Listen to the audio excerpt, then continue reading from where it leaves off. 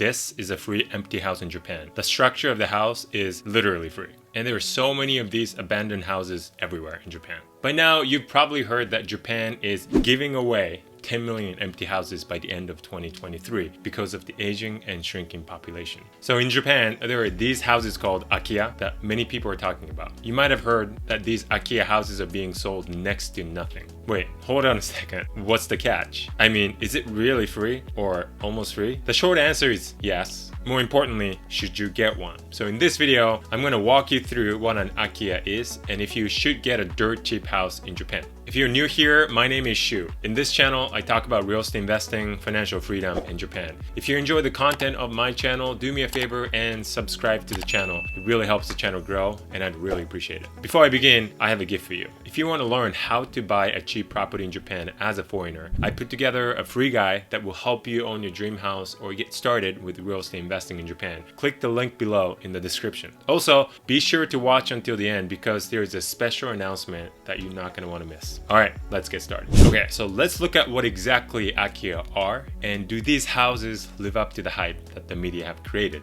The term Akiya directly translates to empty houses in Japanese. These vacant properties can be quite mysterious when it comes to ownership. Japan is experiencing a rising phenomenon of Akiya, especially on the picturesque islands of Shikoku and Kyushu, but they're all over Japan. Several factors contribute to this phenomenon, with depopulation being the most significant driver. Especially the countryside areas of Japan have witnessed a significant decline in population. The plummeting property values mean that even when there are known owners, they often lack motivation to maintain these homes for future sale. Akiya properties often lean towards traditional architecture characterized by wooden structures, clay walls, delicate paper screens, and comforting tatami mats. But it's important to note that this issue isn't limited to older homes. Many empty and abandoned houses have been constructed within the last few decades. So let's go back to the main question. Should you buy a dirt cheap Akiya? If you think you can make a big return on your investment only because you're getting it for cheap, you already have it wrong. Trust me on this one because I've been there. My worst deal to this day was the cheapest property that I bought for my portfolio. I thought my return on investment was going to be so good because I got it on the cheap. But boy, was I wrong. Not only did I have trouble finding tenants to fill all the units, I was only able to find bad tenants who didn't pay rent or worse, damaged my property for the most part. It ended up costing more money to pay for the property taxes, repair costs, and management fees than my rental income. It was cheap because it was in a bad location. So keep that in mind. Cheap houses don't mean high ROI.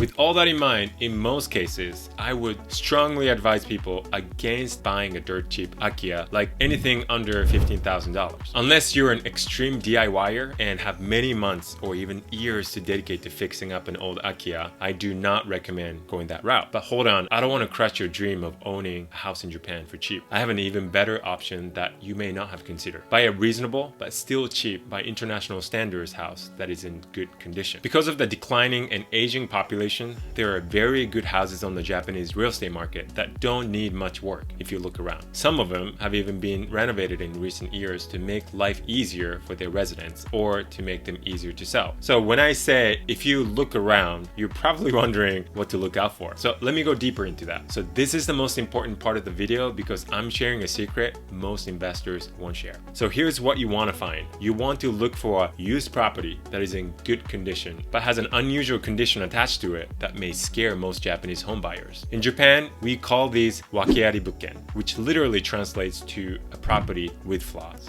Properties with flaws are a type of real estate where something out of the ordinary has happened, like accidents or incidents, but there isn't a clear definition for them. So when it comes to used houses, if someone who used to live there passed away for some reason, or if there were events like incidents, accidents, or natural disasters nearby the house, these properties can be considered as properties with flaws. The reason there isn't a clear definition is because different people see things differently. For example, whether someone passed away from natural causes or something like a crime affects how people feel about it. Also, some people might not want to live next to a graveyard, while others might not mind at all. Since there are many cases like these and the criteria for judging them varies from person to person, a clear definition for properties with flaws hasn't really been established. In real estate, properties with flaws obviously refer to buildings or land that have issues. Let me explain 4 types of flaws. 1. Psychological flaws. These are flaws often called accident properties. If past incidents, accidents, or suicides occurred within the building, it becomes a psychological flaw. Think of it as reasons that might make people feel uneasy psychologically about living there. 2. Legal flaws. This refers to cases where there are legal problems. For example, these might be cases where apartment buildings don't meet safety standards according to construction regulations or fire codes. Pre-existing properties constructed before legal revisions, known as existing non-conforming buildings, might not meet current construction standards, which could potentially lead to legal flaws. On top of that, properties with legal flaws tend to be challenging for obtaining home loans. If you're considering purchasing a property through a home loan rather than cash, it's better to avoid properties with legal flaws. But since you're likely to buy your house in Japan with cash, this actually works in your favor because you have a lot less competition over this type of property. 3. Environmental flaws. This refers to situations where the building itself might be fine, but there are flaws with the surrounding environment. For instance, if the area has a high occurrence of incidents or accidents, or if there are nearby locations like graveyards or funeral homes, these could be considered environmental flaws for living in that area. But the impact of these environmental flaws varies greatly from person to person, and they often aren't mentioned in advertisements. 4. Physical flaws. Physical flaws indicate actual defects in buildings or land. Buildings with leaking roofs, land that has flaws like asbestos use or soil contamination are considered physical flaws. Unless you're willing to get these fixed or negotiate with the seller to fix them, I would avoid these types of flaws as a beginner investor. One of the reasons wakiari bukken are attractive is because they are often a lot more affordable compared to the market price. Even among used houses, these labeled as wakiari properties are usually sold at lower prices than normal. But as I mentioned before, there can be various reasons for a property having an issue and what flaws you're willing to take on. In recent years, the social issue of older people dying alone has been increasing. Consequently, the number of properties with psychological flaws has also risen. Especially in major cities like Tokyo, there's a higher likelihood of finding properties with flaws, which means they could be in good locations. If the property's price is reduced simply because it's in proximity to a graveyard, some people might not mind that aspect. For them, it could actually feel like a good deal. And because properties with flaws often have a negative reputation and can be difficult to sell, sellers try their best to make a sale.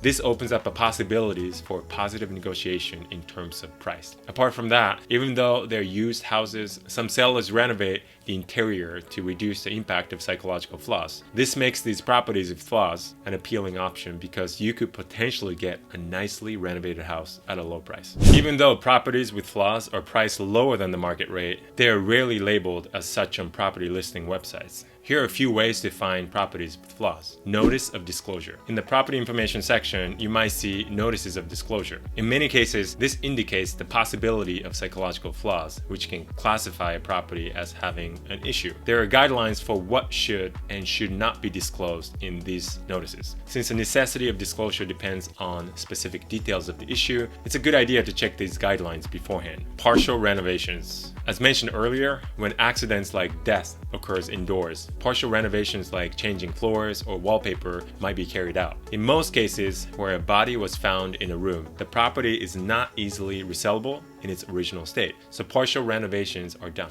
Building name changes. In the case of incidents or accidents in an apartment complex, the building's name might become associated with negative information on TV or the internet. To counter this impression, the building's name might be changed. Checking old maps or asking someone knowledgeable about the area could help in finding such properties. Properties with flaws are often difficult to sell, which is why sellers usually want to find a way to sell them. By looking at it from a different perspective, choosing a property with a flaw might actually help you get a better deal. Just because the property has a flaw doesn't necessarily mean that there are incidents or accidents in the past. If you're not bothered by those things, definitely consider searching for properties with flaws. There you have it. This was an episode on why not to get a dirt cheap Akiya house and what to look for instead if you want to be successful in real estate investing in Japan. Before I wrap up, here's a special announcement for you. In the last few videos, I shared that I've decided to join forces with Colin from Kick Assets to help help foreigners purchase property in Japan. For the last few months, we've been working on creating the most comprehensive course about how to buy a property in Japan. The course is called Japan Real Estate Investing Bootcamp, and it's going to launch on October 1st. It's packed with so much valuable information, and Colin will be the main teacher to share his knowledge with you. If you're interested, be sure to visit the link below for more information. Again, don't forget to download the free guide, How to Buy a Cheap House in Japan as a Foreigner, and watch this video next for more. See you in the next one.